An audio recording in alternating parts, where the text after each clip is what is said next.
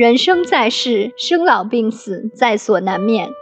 面对疾病和死亡迫近，当事人及其身边的人都深受影响。本片中，秀慧在生命最后的日子里，讲述了自己如何越过生死的关口，并接受终将离去的事实，而获得安宁。这期间，她的女儿婉仪更是2度痛失至亲，却能坚强地走出阴影，过好每一天。他们的故事好似一座灯塔，为许多在生死边缘迷航的人指引方向。伴着悠扬的钢琴声，许多人默默地回想着他们与至亲好友陈秀慧的点点滴滴。经历了10年的抗癌之旅，于2012年9月27日离开了他所挚爱的亲友。从一位健谈的乐天癌友到谢绝访客，从不甘心、气愤，而后慢慢打开心扉，为下一个旅程做准备。勇敢的秀慧向我们呈现了一个病人走到生命末期，在身心灵上的自然反应。她用生命最后的挽歌，彰显最真实的起起落落。双眼深陷，脸颊消瘦，体重不到80磅的秀慧，斜躺在房中和同学聊天，一面数落着自己贪嘴，一面抱怨医院动作慢。礼拜3要去急诊之前，我那时候领悟到说，为什么一次一次既然神很爱我，为什么会让我一次比一次更严重，这样更难受？我说，如果我以前这样，不是说很辛苦、很痛苦的时候，或许我说出来的事情，不是从内心里真正说出来的时候，一个癌末的人，他有经过这么辛苦，痛到这种程度，趴在地上，我在分享的时候，我想更能够体会其他患者的那个痛啊。上帝带给我经历那样子，我才真的能够去帮助别人。陈秀慧1953年8月19日出生，如同一只精力旺盛的狮子，也是社区教会里的活跃分子。连续2日因呕吐无法睡眠的秀慧感觉非常虚弱，上下楼还是一个阶梯一个阶梯爬。为了不想让家人朋友担心，她开心地招呼着来访同学。坐在客厅的沙发上，秀慧说明了发病的始末。2003年3月，她因为不明原因的腹腔积水而回台做了一次彻底检查，结果竟然在50岁生日的那一天，收到医生送来的大礼——卵巢肿瘤。情况严重到让秀慧妈妈和姐姐为她买了寿衣。医生决定进行肿瘤切除。手术过后，医生告知已是癌症第3期。当时的秀慧对癌症分级并不清楚，一度还认为是以数字0至10的比喻法，所以心里很快接受患癌的事实。个性执拗的她认为医生对于化疗所能起到的效用不足以说服她接受治疗。她说，我相信神有他的安排。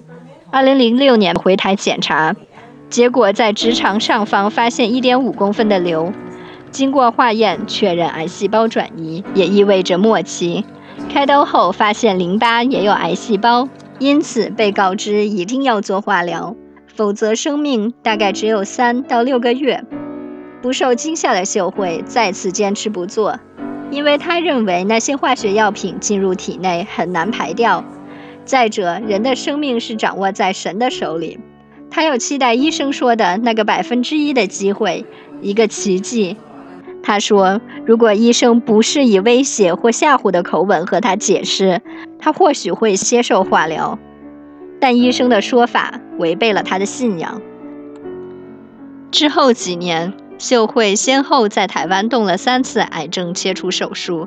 在第3次手术之后，或许因为知道家中即将迎来第1个孙儿，她决心开始接受化疗，但身体已是每况愈下。Because she was so uncomfortable all the time and she felt like a burden to everybody. So I think having something positive to look forward to made a big difference. While I was pregnant, that was when she first started chemo, where all her hair fell out, side effects were the worst. And so by the time that Josiah was born, the the first round of chemo had finished and a lot of her side effects were gone. She wasn't afraid to go outside without wearing a diaper. 1年来效果还不错，医生说可以暂时停止，而秀慧也感觉身体状况挺好，每天和女儿、女婿到医院和爱孙玩耍，共进午餐成了她的例行公事。一家3代享受了最甜美的时光。I think probably emotionally she was feeling really good because Josiah was around, and also the chemo helped a lot. Josiah 周，一位患有先天性腹壁发育不全、合并染色体畸形的可爱天使，是宝贝女儿 Wendy 和 Sam 送给秀慧的最好礼物。虽然 Josiah 的身体状况需要长期住院特别照护，出生后就没回过家，但每天到医院探视反而成为刺激秀慧打起精神的原动力。We all hoped that he would be able to just come home soon, that we would just be able to do kind of what they normally do from Palacios now, which is just wrap stuff on him and then let him grow, and eventually it'll go in. But unfortunately for Josiah, in the hospital, he had a lot of breathing issues. I think that was the biggest thing. During the time, she could be well, so he wouldn't have to take care of her. But even more importantly, she could be well, so she could also enjoy Josiah. 那他也是因为觉得说可以每天去看他什么，那也是他很大的支撑力。没想到2010年7月，秀慧颈部再次发现癌细胞，这次化疗医生换了新药。直至2011年7月，因为改善并不明显，医生认为该停止了。年感恩节，秀慧感到肚子剧烈疼痛，这让她的意志力首次出现动摇。我讲说，我不要叫我坚强，因为是整体的不舒服。更不幸的是，圣诞节前夕，Josiah因为细菌感染急救无效而过世。So when we first got to the hospital, we're like, okay, it's just like last time. He had a bad night and he'll recover. And then even then, the doctors never told us really how serious it was until maybe even like 4 hours, four hours before he passed away. Yeah. So we were there, we went to the cafeteria, we ate lunch. Just we're not in the mode that he could possibly pass away.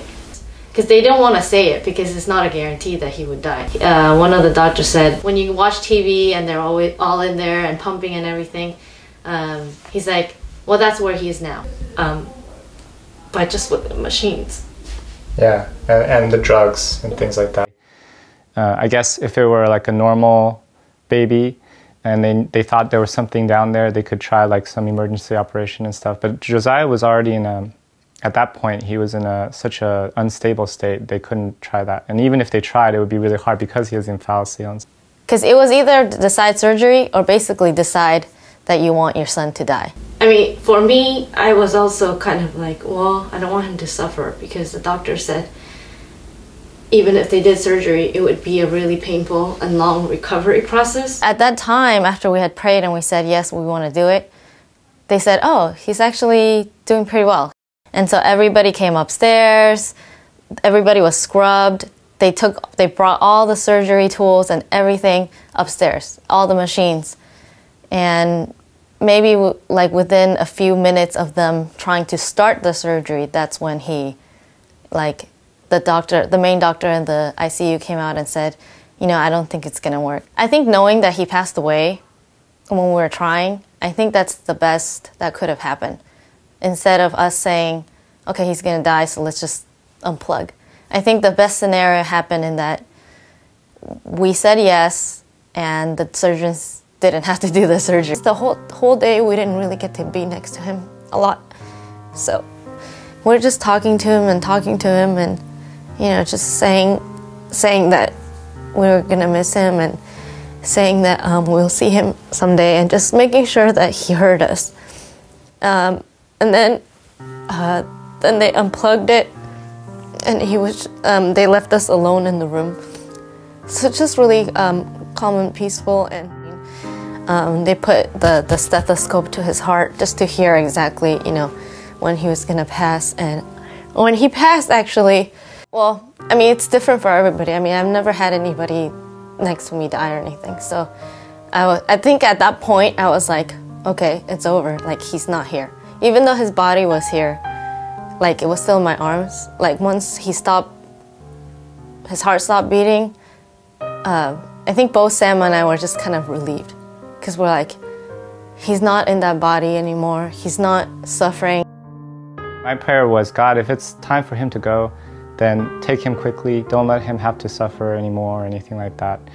But at the same time, I was like, God, if you're going to work another miracle, because the doctors are basically telling us, you know, they can do this. They don't think it's going to work. 对 Sam 来说，1年多来，每天早上起床上班，中午和 Wendy 就会一起到医院看Josiah，一起吃午餐，然后下班再去陪儿子吃晚饭，哄他睡觉后回家，已经成为了他生活中的一部分。突然间，这个固定行程终止了，让他心里好一段时间不能习惯。I would say probably the first week after Josiah passed was the hardest week. It was really sudden. Most people, when they pass away, you're given some warning. Happy we were just playing with him the day before, nothing wrong, he wasn't sick, whatever, and then the next day he passes away, right?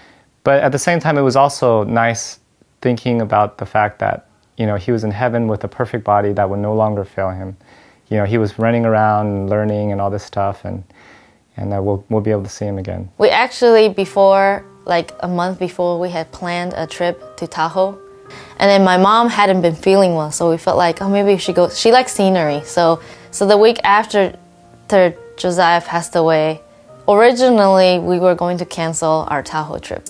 Being at home, talking to nobody, I think we felt like, okay, we need to get out so we don't like get ourselves depressed. 2个年轻人在亲友和信仰的支持下，很快地走出来，也必须坚强起来，因为家里还有一位与病魔抗争的至亲。I think she has the hardest time letting go of him because he was the reason why she wanted to live. 我也常常鼓励他说，你一定要勇敢起来哈！你要看到你的孙子回到家，你的孙子走路，你要陪他上 preschool 哈，你要去接送他。那 suddenly 一下子，我也不知道上帝为什么又把他的孙子给接走了。那我觉得那个之后，他好像人就这样整个垮下来。自秀慧取得 Medicare 和 Medi-Cal 保险，固定在美接受治疗以来，几年间医生换了几种化疗药物。不做了，因为我觉得好像是白老鼠一直在试验，而且医生讲说再做那个 chance 是越来越低嘛。本来最后一次做的时候，他就只有20% 可能有效。他说现在再换药的话，可能剩下5到10%。那我讲说，如果必须做的时候是这么辛苦，我就不要做了。可是我说，实在是为了说我旁边的亲人啊，他们说妈妈再给自己一个机会吃看看。为了女儿的鼓励，秀慧才又开始改用口服药，在家长期接受化疗。不是说我看开，而是说我知道我要去哪里，所以对死这件事情一点都不会觉得恐惧啊。可是我最怕的就是痛啊。他又在受苦，对啊，那就可能会觉得说为什么？对啊，所以就尽量我们有办法让他舒服一点，那就让他吃得下，然后睡得着，然后就每天可以快乐一点，那就尽量可以做的就去做。疼痛与便秘是一直困扰秀慧的2大问题，疼痛甚至成为让秀慧急于寻求解脱的根源。几次来看他的时候，他精神不好，问他为什么精神不好，他说因为前一个晚上睡不好觉，睡不好觉的原因是因为他身上非常疼痛，你问他哪里痛，他也讲不出来，就是因为他的 cancer 的关系，所以他睡的姿势一动不对他就醒来，然后一醒来以后就很难回去睡觉，然后有的时候因为上厕所，因为他的 cancer 蔓延到他的大肠、小肠、他的腹腔，所以他的上厕所久了也是一个很大的问题。那我就问他说你有没有吃止痛药？他说就是 Tylenol。那我很 shock， 我觉得说这么样的严重的 cancer 通常很多都会很疼痛的，怎么只吃 Tylenol？他就说我觉得不想多吃这个止痛药，怕到时候很痛的时候没有药吃。那我就说我这个观念不太对，所以我那时候就心里就想说，怎么样可以帮他把这个 pain management 这个疼痛的能够处理得好一点。然而，对于吃不吃止痛药，秀慧的一些朋友也会给予意见，比如吃太多会伤肝，或是会上瘾等等。他甚至于觉得说，我吃药是不是一个承认说我的状况比较不好，所以我如果吃的话，是会让我的家人更担心我。所以 I had to be strong， 我可以勇敢一点，我能够忍，我还再忍一点。那我们就跟他讲说，先想想你想要做什么事情，因为你太痛，你就不能够出门，都不能够做其他的事情。如果吃这个药可以 empower you that you can do better, you can do more things， 不是很好吗？4月26日午夜，秀慧再度因为严重呕吐，让家人送进了急诊室。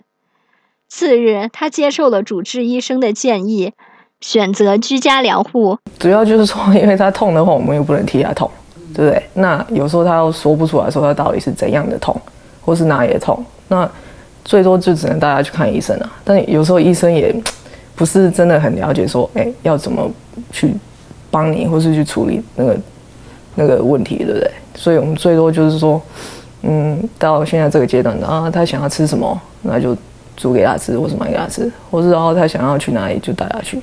他的二女儿 Wendy 很自然地成为秀慧的居家照护人。秀慧喜欢居家疗护的方式，毕竟在家中要比在医院自在许多。So our hospice goal of care is comfort.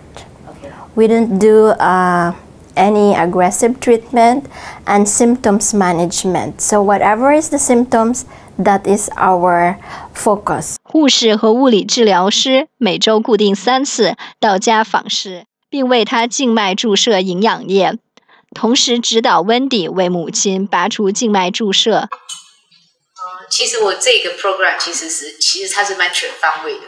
第一天来的话，就是要帮你最主要是打那个艾粒，因为身体常常会脱水我就不舒服，所以那个护士来就是帮我把针，因为我有装那个做化疗那个 Melpol 那个东西，所以他把针弄进去然后因为他们护士1个礼拜只能来2次，所以他只能把针放进去跟拿出来的动作，所以他训练我的家人就帮我把那个水装上去，跟有留一个头在外面，就是把那个头装上去，这样他们都可以做到。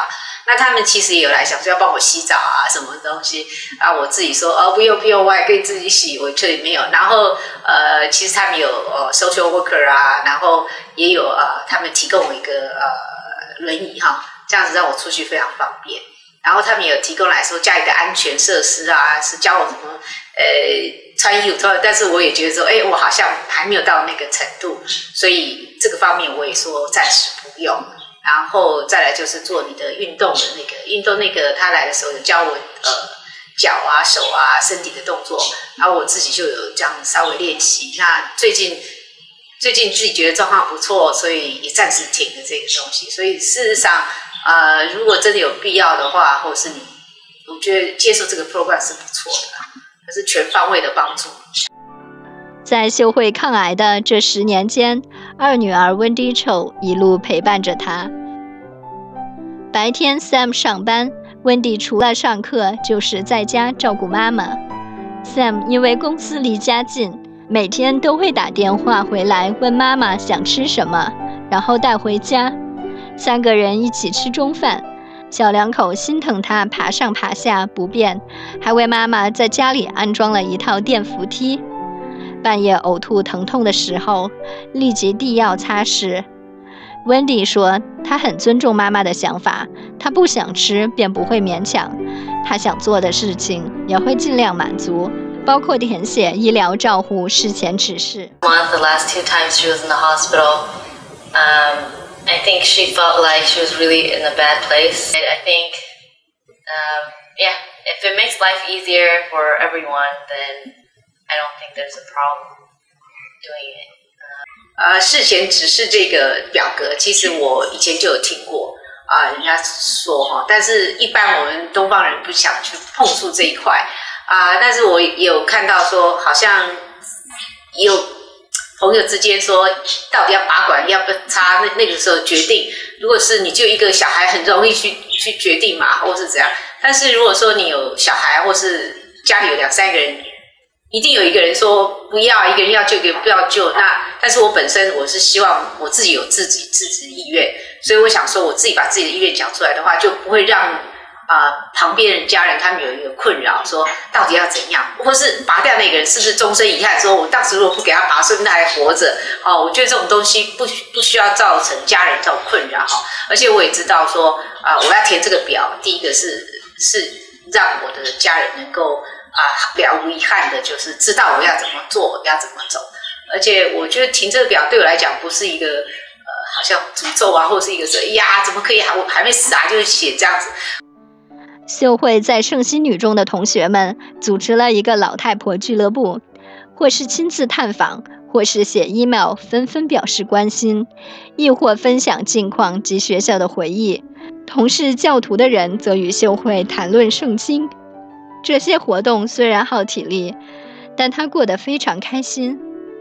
秀慧在家人、朋友及同学的陪伴下，安详喜乐地在家里疗养了2个多月。7月中旬突然发生剧烈腹痛，紧急送入急诊室。因为我那个肠子破洞，然后跟那个阴道有破洞，所以东西都从阴道跑出来，所以那医生就说他们没有办法，就叫我转，转就是。其实转这个就是让你说，是让你说尽量吃止痛下去，给他不痛而已就是不做任何治疗，也不会给你做任何的东西，就是让你舒服而已。那当然每个人都希望我能够越来越好，但是好像有点困难。这一次，秀慧的身体状况急转直下，整个人瘦到70磅。原来安排的居家疗护人员撤走，换了一个安宁疗护团队。护士每周固定3天来访。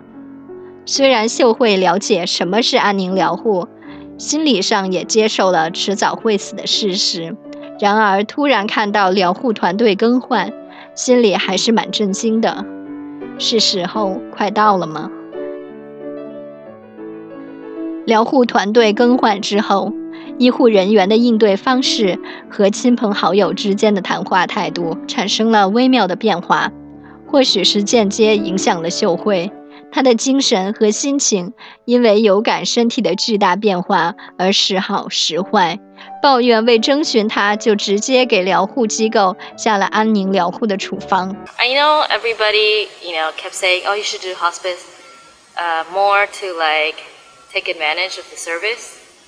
But for my mom, she felt like if she ever did hospice, it would be like giving up.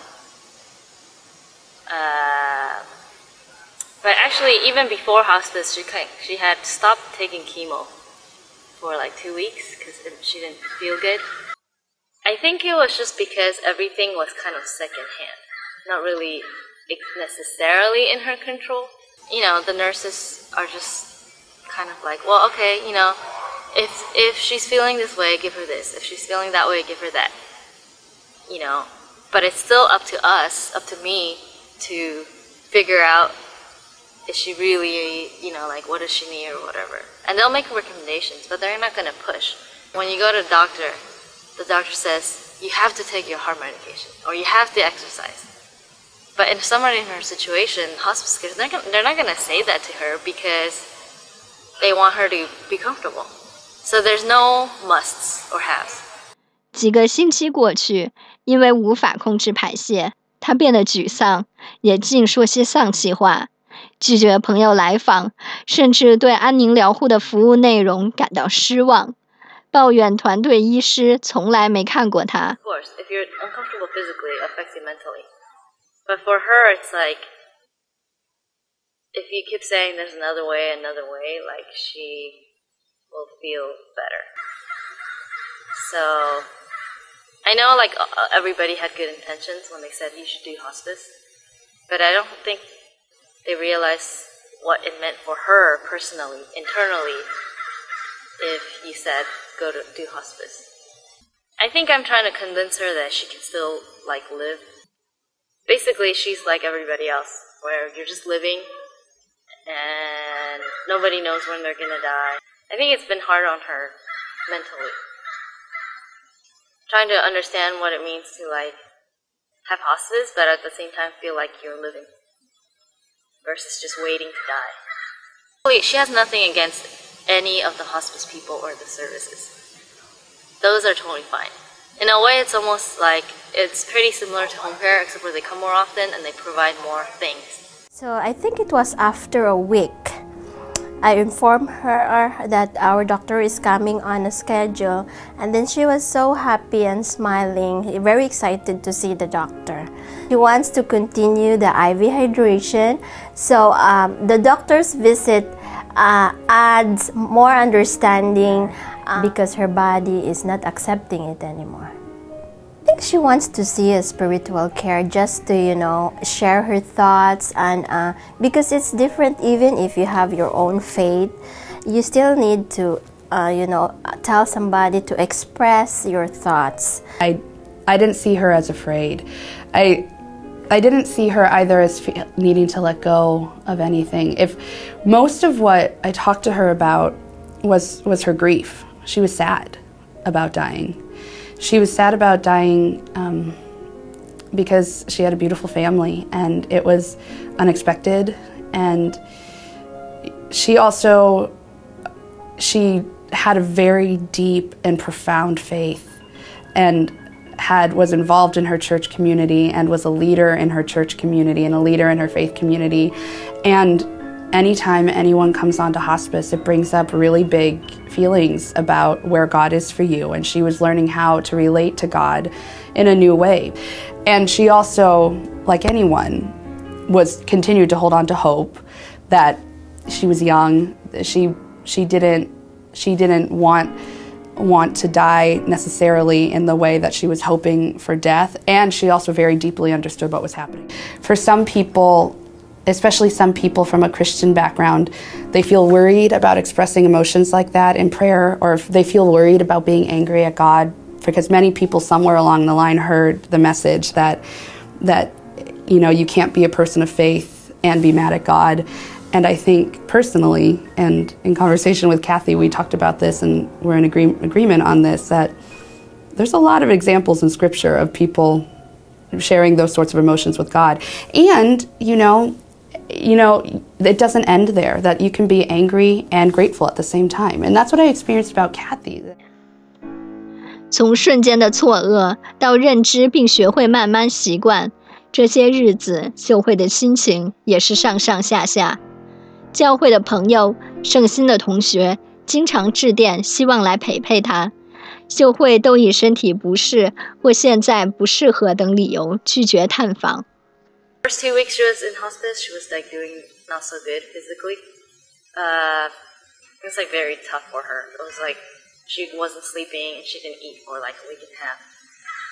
And so when people kept calling and saying, can we visit, we kept saying, oh no, you know, like it's not a good time. But then eventually we're like, well, she's the kind of person who just needs a lot of people always. No, we decided to have the pastor send out an email telling the congregations that they can come and visit. That was like a turning point, and I think she felt a lot better. And then I let everybody else, all the friends and family, say all the nice, like, politically correct things. 尽管对病情了然于心，日渐衰弱的躯体与不适始终牵动着秀慧的情绪。Sharing some intense feelings of grief and intense questions around where is God in this? Why is this happening? You know, I've led this beautiful faith life, and she led this incredible, devoted servant life of faith. And she was asking the fair question, so why am I suffering this much? And it was a very intense conversation. I think one of the things that Kathy was experiencing was she experienced the loss of physical functioning, so there was grief attached to that. She was experiencing the loss of roles she used to be able to play, that she couldn't be the caregiver in the same way she used to be. She was experiencing loss of connection to values in the same way. The biggest fear is that she'll die a slow, painful death. So that's her fear. And of course, when you feel like you're gonna die, you're just sad, you know, for the people around you. Like my mom was like, oh, you know, like to like leave you so young, and you know, if you have another kid, it's like it's gonna be hard to not have your mom to help you out and stuff. 身为亲人又是照护者，言行上要让母亲感到舒适自在，又要随时观察病人的生理状况。Wendy 承受着旁人无法想象的压力。其实我嘛有真软弱的时阵啊，伊咧大病时阵，我嘛有思考，我讲，上帝太无已经给我跳转去，我感觉我已经承受不了这些事情。我讲虽然有坚强、坚强的信仰，但是肉体软弱实在是。第一次把我打趴在地上，真的就赶紧给我趴起来哦，都会头卡，我自己已经爬不起来，爬不起来。I'll always remember about Wendy is that she was present because Kathy wanted her there, and Wendy sat and she listened, and she didn't try and fix it. She didn't say, "Oh, Mom, stop talking like that." She let her mom share the very hard and sad realities of what the questions that were in her head. And I remember thinking, and I checked in with Wendy about this later, that I just remember thinking, you know, if it were my mom, it would be really hard for me to hear my mom talking, you know, so honestly about pain. And, you know, one of the most important things we can ever do for people who are in any sort of pain is witness it and not try and close it, not say don't feel that way, because we all know that telling someone not to feel some way just makes them feel it all the more usually. And I just remember being so in awe of her instinct and the gift she gave her mom of, you know, standing witness to what was really hard and not going away, not leaving her alone, and not trying to answer it. You know, that's one of the hardest things I think we as people can do, is to have someone ask an unanswerable question and not be able to give someone we love the answer. 秀慧表示，她这一生没有什么遗憾，也没有什么未了的事，现在多是为别人的鼓励，为家人放心而活着。Okay, well, if she doesn't want to eat because it makes her feel uncomfortable, she doesn't have to eat. If she wants to just stay in bed all day, that's fine. She was stopping eating for a while because I think she was a little bit kind of depressed. So I told her, I don't care if you don't eat. If you don't feel hungry or if you feel really gross and you don't want to eat, that's fine. But if you're not eating because you're getting depressed and you're almost like letting yourself die, then that's when I have a problem, you know? You can encourage her to eat, but don't make it sound like pressure, I guess. I want her to live the best life she can in her condition, but I don't want to force, like I would never, if she continues being like this, I would never wish for her to live longer just because that's the thing you're supposed to say.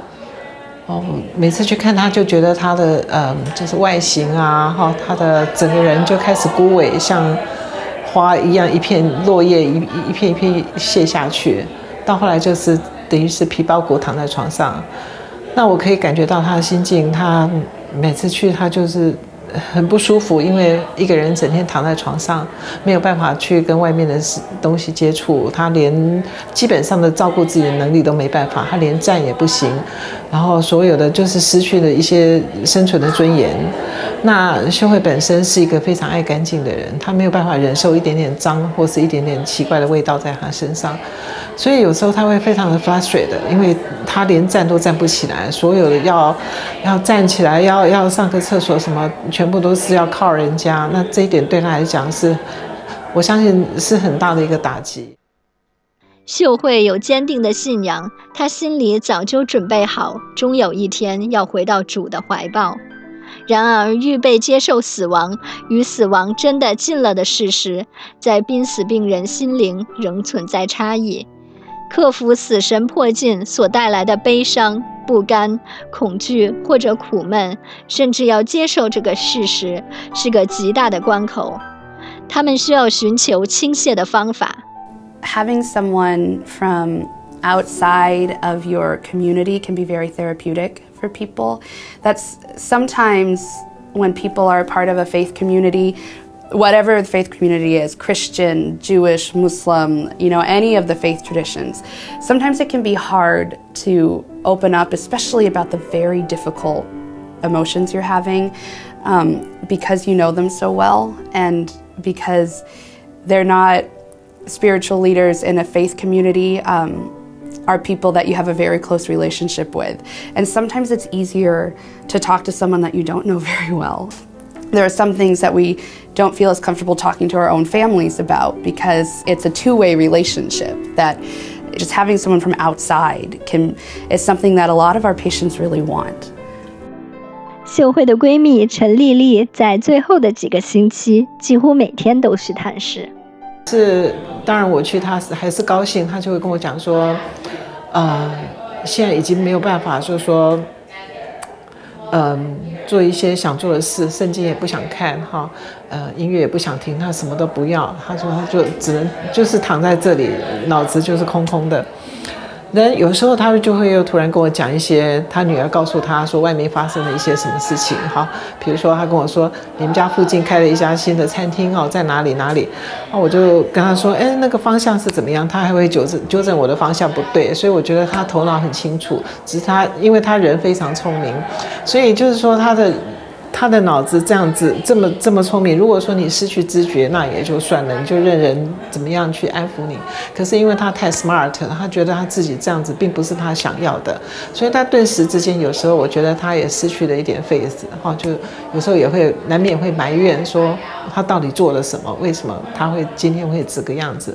比如说他会跟我讲说我的朋友来跟我讲一些他们怎么样玩他们怎样，这对我的身体一点帮助都没有来只是给我制造噪音，他就后来就说他不希望人家再去探访他，除了我以外。Most people who are in the end of life or experiencing a life-limiting illness at all, they're not looking to be fixed, because if there was a solution, they would have found it. And sometimes there's just grief and suffering that we as people can't fix. And even though the instinct and the intention behind wanting to fix things or know just the right thing to say or kind of tie a bow on the experience of suffering is very beautiful, it's okay to say, I don't know what to say and I don't know how to fix this. Sometimes people don't want to talk about the grief. And so they might say, I don't feel like talking about how sad I am right now. I want to talk about where you went today and what you did today. And vice versa, I think one of the most important things that family and friends can do is at least open the door to talk about, to ask the question, how are you feeling? Like, no, really, how are you really feeling? Are you scared? Are you having a hard time?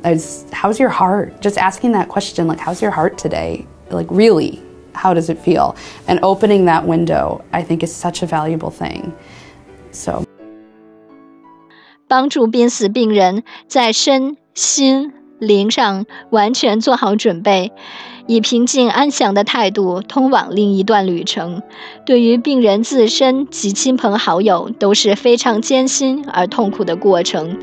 不仅是病人本身，家属或亲友也有盲点。如秀慧所说，她多是为别人的鼓励，为让家人放心而活着，这是多么沉重的压力。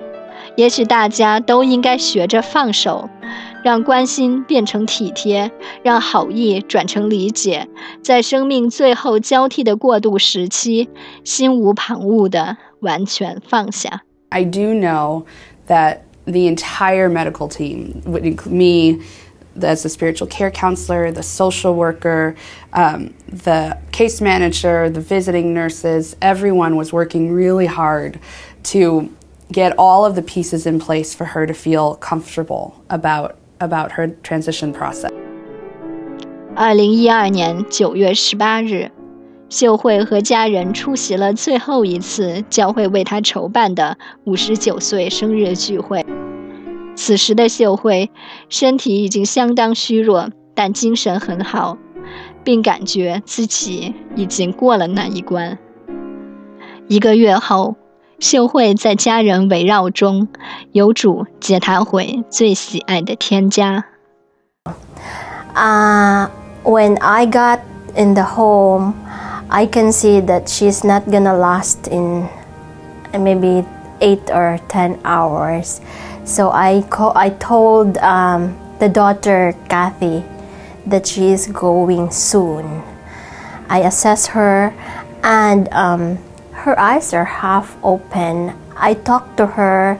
If she's in pain, she just nods. And then I told her, Kathy, it's okay for you to go. I know you have, you're still thinking about your daughter who is going to have a baby. So I told her, Kathy, it's okay for you to go. I'm gonna call your daughter Wendy from time to time, and don't worry about them. And I asked Wendy if she could call her sister in LA to be present on that day, because I know that it will not stay long. So Wendy called her sister, and she came at 4 o'clock, and Kathy passed at around 10 o'clock in the evening. So she called their pastor, and 5 minutes the pastor came and gave a prayer and singing surrounding her. It was very beautiful, very peaceful. 这么年轻又这么活泼又这么乐观的人得癌症的时候，我心里就想，怎么会这样子哦？就除了悲伤以外，当然我们还是鼓励他，就说我们会为你打电话回去台湾，就说我们会为你祷告啊，为你祝福啊，你一定可以撑过去。话是这么讲，其实说实在，我们心里对癌症都没有什么把握，不知道后面的发展会是什么样子。很积极的人生态度，还有很积极的面对这个人生的最后一段路要怎么样走，要怎么样走才走得好，对吧？所以每个人对就说生死这一关很难看得破。